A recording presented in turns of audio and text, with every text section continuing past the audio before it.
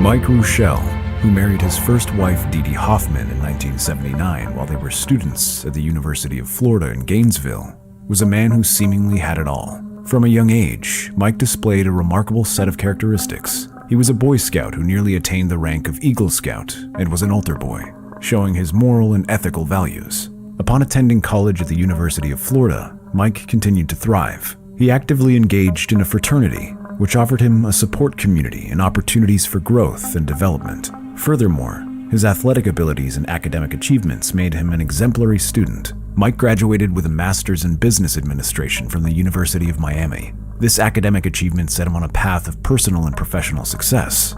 Dee Dee, Mark's wife, once remarked that Mike was a genuinely supportive husband who never physically abused her. However, Mike's relationship with Dee Dee had reached a breaking point beneath the facade of success. They had 2 daughters, Caroline and Kate, whom Mike loved dearly. Despite his professional achievements, Mike was often away from his family, spending long hours traveling for work. As a result, his daughters grew accustomed to his absence during their formative years. After 25 years of marriage, Dee Dee approached Mike and requested a divorce.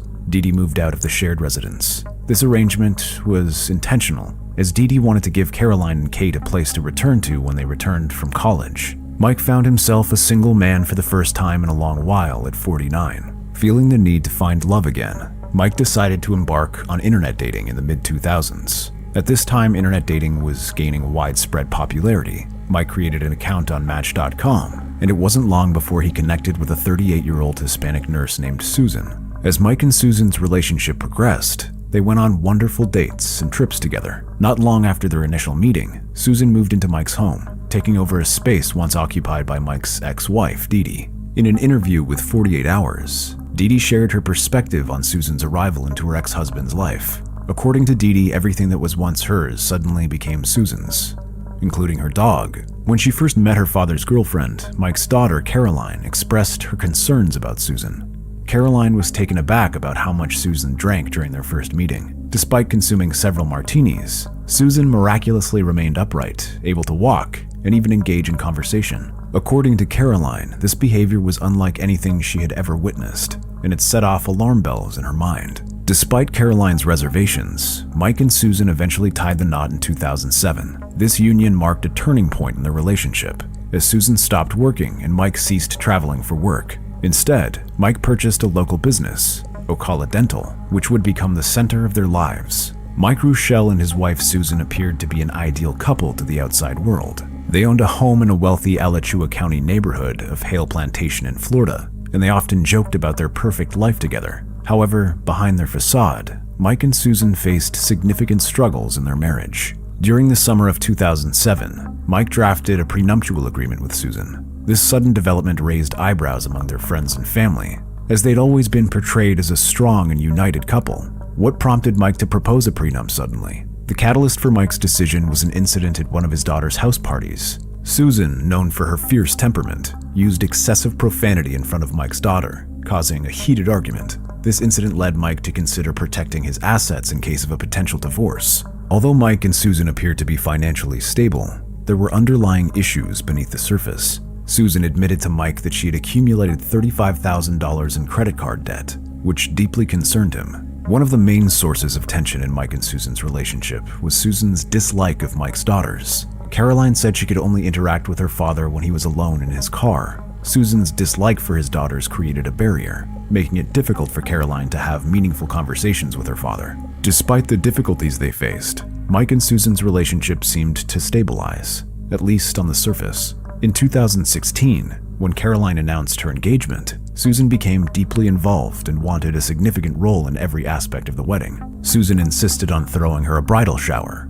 a gesture typically reserved for the mother or sister of the bride. As Susan planned the shower, she made a conscious decision to exclude Caroline's mother's friends from the guest list. However, she ensured her friends and family were in attendance. Despite the initial strangeness of Susan's deep involvement in planning the shower, Caroline admitted that the day was enjoyable. Susan put in considerable effort to make the occasion fun and memorable for all participants. When Caroline was looking for her wedding gown, Susan accompanied her to the bridal boutique. Together, they browsed through the various dresses until Caroline found one that captured her imagination. Susan even handed over her credit card to pay for the $11,000 gown. In November 2017, Caroline married at the Oeka Castle in Long Island, surrounded by 160 guests. The event mirrored the grandeur and luxury of a wedding fit for royalty. Before Mike walked his daughter Caroline down the aisle, she noticed an unusual mark on his face. When Caroline inquired about the mark, Mike brushed her concerns aside, not wanting to upset her on this special day. However, 3 weeks after Caroline married, Mike confided in her that the mark, now a long white scar, had come at the hands of his wife, Susan. He revealed that Susan had physically abused him and that she had been arrested for domestic battery after becoming violent while intoxicated.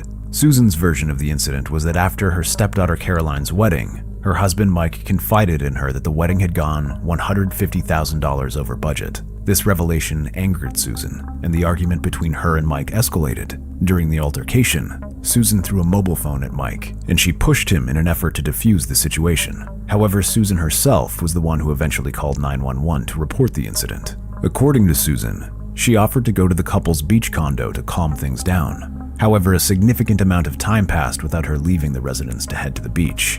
As a result, the police arrested Susan when she still had not left the premises. The court ultimately ordered Susan to stay away from Mike, and she sought alcohol and consulting services as well as anger management assistance. Several weeks later, Mike ultimately decided not to pursue charges against Susan, and the case was dropped. Susan moved out of their home and into a condo at Pontevedra. While this provided a reprieve from the couple's ongoing drama, it would be short-lived. On February 3, 2018, at 4 a.m., Michael Ruschel made a chilling call to 911 from his home in Gainesville, Florida. He informed the dispatcher that someone had entered his house and his wife, Susan, was bleeding profusely. When the police arrived at the scene, they discovered Susan lying severely injured on a bed in the master bedroom. Medics were immediately summoned, and with a sense of urgency, they rushed her to the closest hospital. As Susan was rushed to the operating room, the surgeons worked tirelessly to save her in critical condition. The odds were not in her favor, and the possibility of survival seemed slim.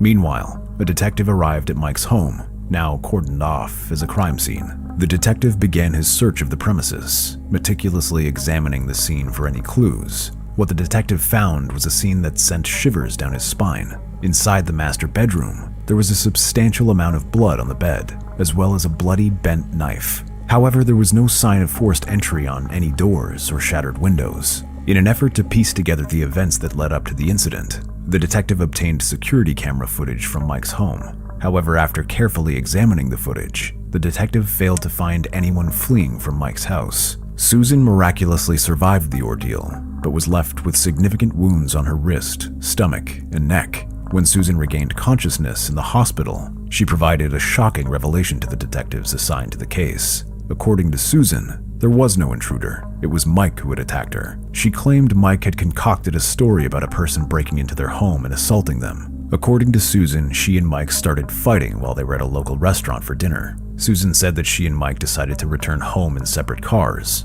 Upon arriving home, Susan went straight to bed, and as she was falling asleep, she suddenly felt a sharp stabbing sensation. When Susan opened her eyes, Mike was standing over her with a knife in his hand. Panic and confusion filled her mind as she realized that she was in danger. Susan yelled out at Mike, "Michael, you are going to kill me." To her horror, Mike replied, "That's exactly what I want to do." Susan's cries for help went unheard as Mike continued to stab her, leaving her body covered in blood and suffering immense pain. For an hour, Susan lay in the bed, bleeding profusely and fearing for her life. Mike told Susan that he wouldn't kill her if she stuck with his story that an intruder had broken into the house and stabbed her. Desperate to stay alive, Susan reluctantly agreed to go along with Mike's plan. He then changed his clothes and called 911, pretending that a robbery had taken place. Mike Ruschel was arrested on charges related to the attempted murder of his wife Susan. The news surprised everyone, including Mike's ex-wife Dee Dee, and his daughters Caroline and Kate.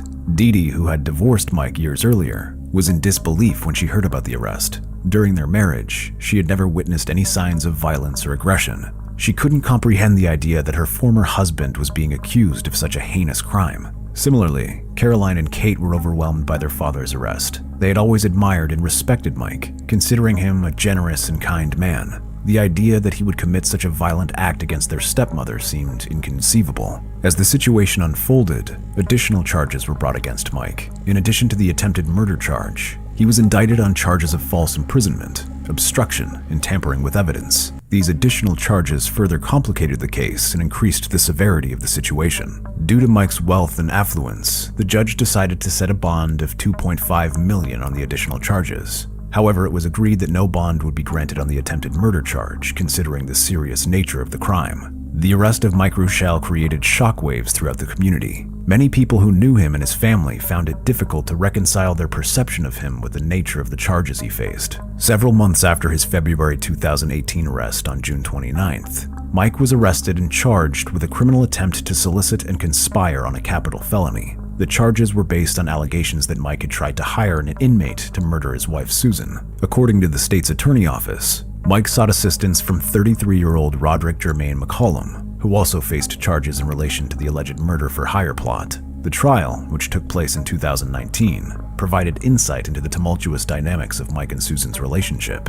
Throughout the trial, Mike presented a narrative that depicted a strained and turbulent marriage. Mike's testimony revealed that he and his wife had limited visitors to their home. According to Mike, this restriction was primarily due to Susan's reluctance to have his friends from his former university's advisory board over. Another aspect that created friction between Mike and Susan was his philanthropic endeavors. Mike testified that he enjoyed making charitable donations, which occasionally caused contention with his wife. According to Mike, Susan would often threaten to divorce him if he attended committee meetings or country club meetings, or if he made donations without her permission.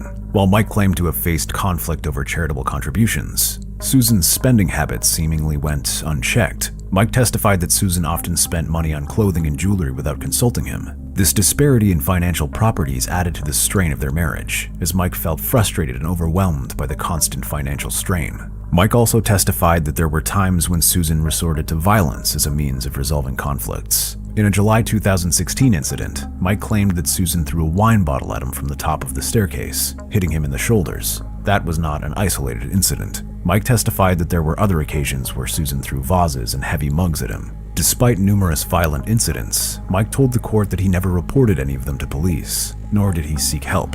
However, Mike took pictures of his injuries and shared them with his daughter, Caroline. Mike maintained throughout the trial that despite enduring abuse, he loved his wife and wanted to remain married to her. Yet Mike stated he was walking on eggshells around her, constantly fearing retaliation. Mike invited Susan for dinner on February 3, 2018, with the hope that they could work on their relationship. He decided to take her to their favorite steakhouse, hoping that a change of scenery and a romantic dinner would foster reconciliation. During the dinner, Mike received a text message from his daughter Caroline, which angered Susan. The dinner became awkward and tense. Susan's anger escalated, and she left the restaurant in an Uber at the end of the meal. Mike followed her in his car. During the ride home, Susan sent Mike a text message that read, "Good luck with that bitch," referring to his daughter Caroline. Susan believed that Caroline would ruin any future relationship Mike had. While Susan and Mike arrived home that night, they did not communicate verbally. Instead, they continued to communicate through text message. Susan informed Mike that she was filing for a divorce and leaving the next morning. At approximately 10:13 p.m., Susan sent Mike one final text. It addressed his serious boundary issues with his daughter. According to Susan, she was alone in the guest room when Mike suddenly entered and jumped on top of her. Susan felt pressure in her upper abdomen and saw a knife in her husband's hand. She asked him whether he stabbed her, to which he admitted he had done so. Susan alleged that Mike told her that they were not getting a divorce and described a tense, violent struggle, during which her left thumb was sliced. She claimed that Mike stabbed her multiple times and slashed at her wrists. During the altercation, Susan sustained severe injuries. She testified that her blood loss was substantial, causing her to vomit and lose control of her muscles and bodily functions. Mike allegedly told Susan that he was going to lay with her until she died. Susan claimed that she was trying to stay conscious when Mike came up with the idea that an intruder had come in and attacked her. However, Mike's version of events differed greatly. Mike testified that he walked into the bedroom and found Susan on the bed holding a knife. A struggle ensued over the knife, and as they fell onto the bed, the knife fatally wounded Susan's stomach. However, Mike failed to explain how Susan was also stabbed in the neck and thumb. During the testimony, Mike claimed that he intended to call 911 for help after accidentally injuring Susan during a struggle. However, Susan allegedly told him not to do so, as she feared being arrested again for domestic violence. According to Mike, the two of them lay together as she bled for several hours. While they lay there, they had what Mike described as one of the best conversations of their lives. During the conversation, Susan and Mike discussed their future travel plans. They talked about their dream of visiting Germany, Tuscany, Florence, and Greece, and going on a river cruise. According to the prosecution, if Mike was telling the truth, he and Susan were having this conversation on a bed covered in blood, vomit, and human waste and excrement. Mike testified at 3 a.m. that he and Susan's dog Susie walked into their bloody bedroom, prompting him to get out of bed to take care of her. However, during this encounter, Susan grabbed a knife and slit her wrists, purportedly stating that she feared going to jail. He claimed to have told Susan that he was not going to get her arrested, but instead decided to lie to the police and stated that he would protect her. As a part of this plan, Mike turned off the security cameras to stage a break-in at around 5:25 a.m. However, he later called 911 and turned the cameras back on. The prosecution argued that Mike's actions indicated an intent to harm Susan. They contended that his willingness to lie about the events and his manipulation of the surveillance cameras suggested that he was attempting to cover up his involvement in the crime. On the other hand, the defense argued that Mike's actions were motivated by his desire to protect his wife. They contended that Susan's attempted suicide was a result of her mental health issues and that Mike was trying to save her from herself when he turned off the camera and lied to the police. A bloodstain pattern analyst testified on Mike's defense, stating that he had reviewed the medical records that supported Mike's story. According to the analyst, if Susan's wrist had been cut around 10 p.m., as she claimed, she would have died due to blood loss. However, if Mike's story were true, it would have made more sense that she had survived the attack, as medical help had arrived shortly afterwards. The prosecution refuted Mike's claims that he wanted to reconcile his marriage with Susan. They presented evidence that Mike had visited 3 dating sites, seemingly indicating a lack of interest in his reconciliation. However, Mike's defense countered by showing that Mike had accessed several web pages dedicated to battered husbands. After a 9-day trial, the jury went into deliberations 4 hours later. They finally returned with a verdict, finding Mike guilty of attempted first-degree murder and additional charges. In December 2019, Mike was sentenced. However, Susan did not attend the hearing. Mike's daughter, Caroline, addressed the court and expressed her pride in being her father's daughter. She mentioned that Mike had been compassionate and selfless over the years, always putting others before himself. Several friends also stepped forward to share their thoughts on Mike, describing him as a kind, gentle person and a stand-up gentleman. Despite the prosecution's request for a 50-year sentence, the judge ultimately sentenced Mike to 30 years. However, given his age at the time of the sentencing, it is likely that Mike will die in prison.